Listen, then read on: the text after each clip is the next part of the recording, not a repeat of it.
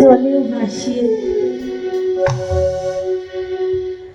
প্রত্যেক দিনই তুলসী ভাসতে ভাসতে চলে যায়।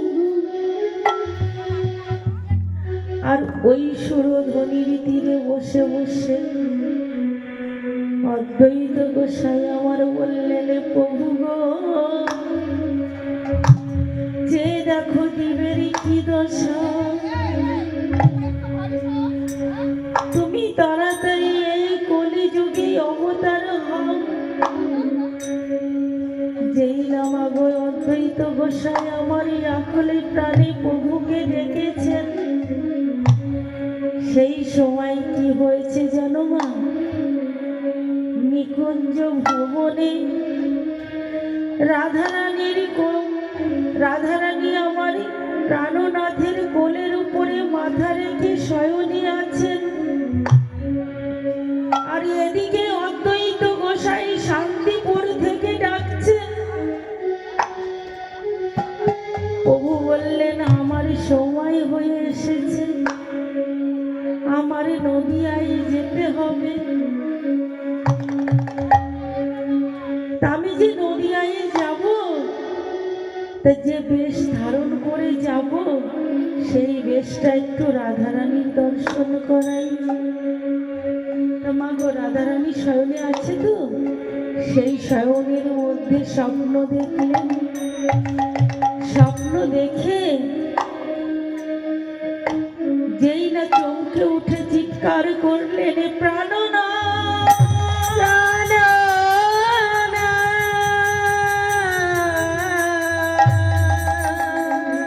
বলো বলো প্রাণনাথ, কেন এমন হলো? আমি তো তোমার কোলে শয়নে ছিলাম, থাকাকালীন কেন আমি এমন স্বপ্ন দেখিলাম? প্রাণনাথী, তুমি তো সকলে জানো, আমি আমার দেহ মন প্রাণ তোমার চরণে অর্পণ করেছি। কেন এমন স্বপ্ন দেখিলাম বলো না প্রাণনাথ? তাই বলি, তুমি কি কোনো দুঃস্বপ্ন দেখেছ? হ্যাঁ প্রাণনাথ, জানো, আমার স্বপ্নের মাঝে এক মহাপুরুষ এসেছিল। মহাপুরুষ আসা মাত্র আমার বলতে যাহা কিছু ছিল, আমি সেই মহাপুরুষকেই অর্পণ করে দিলাম।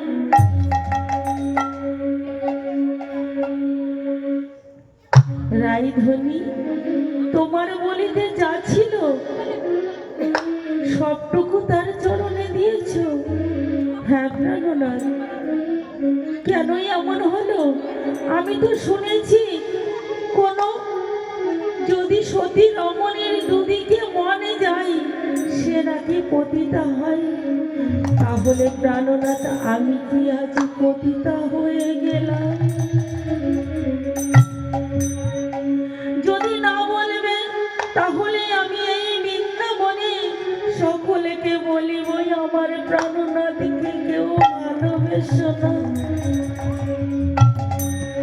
যদি আমার প্রাণনাথকে ভালোবাসো, তাহলে তোমরাও পতিতা হবে।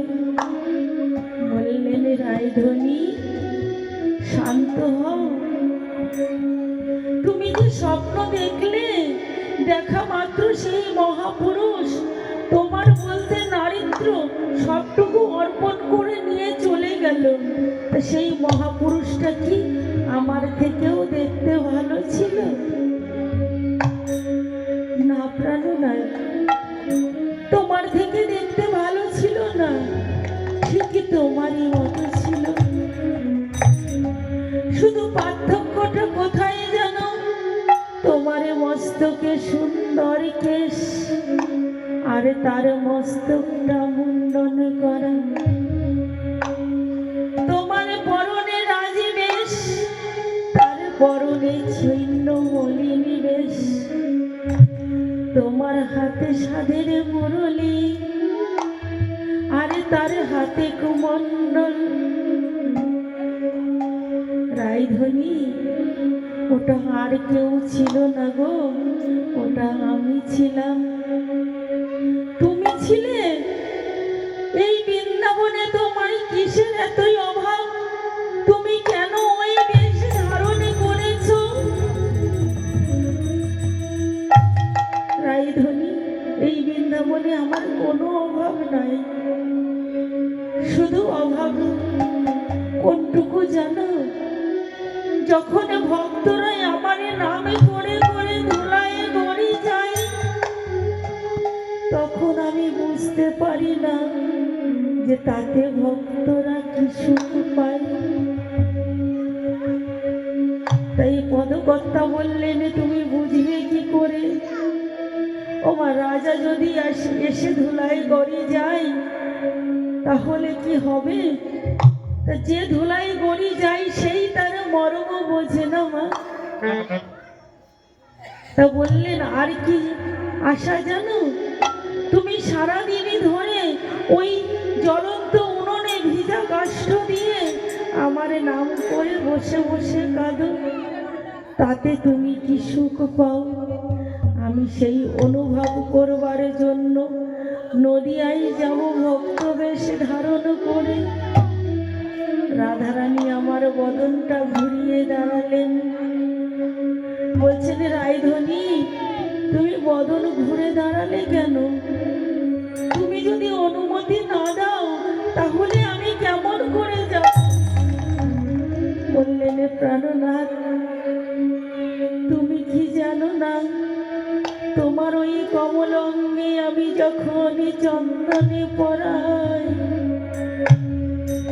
তখন আমার হাতটা থর থর করে কাঁপে। বুঝি ওই কমল অঙ্গে আঘাত দিবে।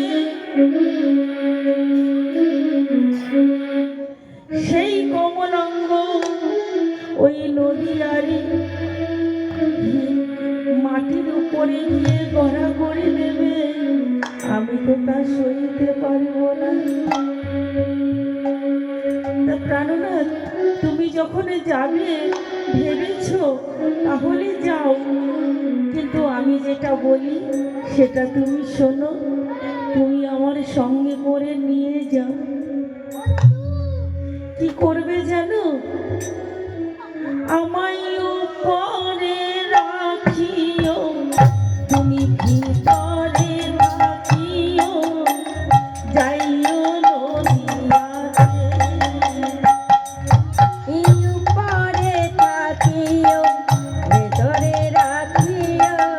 নদিয়ায় যাইবে তুমি।